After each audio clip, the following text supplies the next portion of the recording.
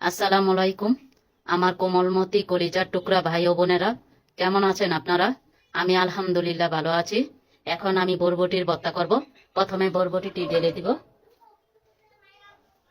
এখন পরিমাণ মতো পানি দিয়ে নেব সিদ্ধ হওয়ার জন্য। এখানে আমি 1 চামচ লবণ দিয়ে দিব। এখন আমি ঢাকনা খুলে আবার নেড়ে চেড়ে নিব।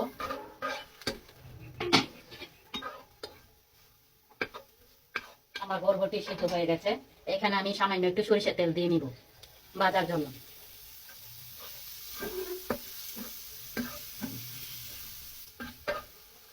এখন আমি এটাকে উঠিয়ে নিব।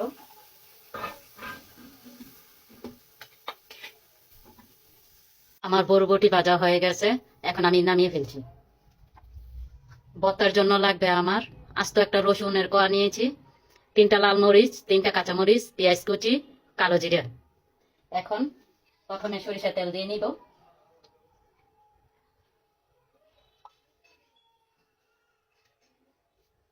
প্রথমে দিয়ে দিব পেঁয়াজ কুচি,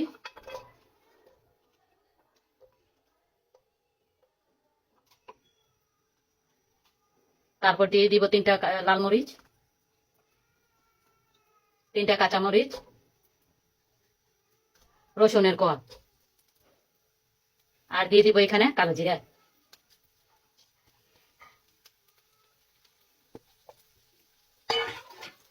এখন সবগুলো উপকরণ একসাথে ভালোভাবে ভেজে নিব।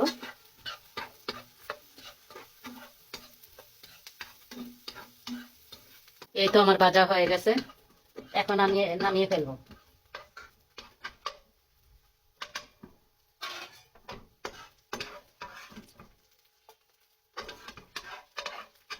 সবগুলো উপকরণ নামিয়ে নিলাম, ভাজা হয়ে গেছে। এখন আমি সবগুলো একসাথে বেটে নিব। এখানে আছে কাঁচামরিচ, রসুন, কালো জিরা, লাল মরিচ, পেঁয়াজ। এখন একসাথে সবগুলো উপকরণ বেটে নিব।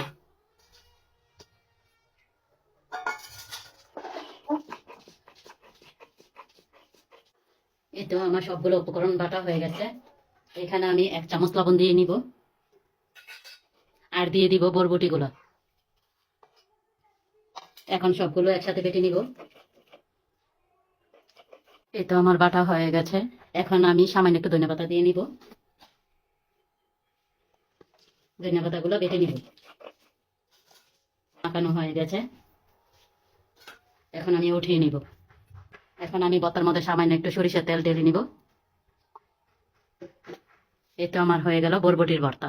আপনারাও এইভাবে বাসায় ট্রাই করবেন। আল্লাহ হাফেজ।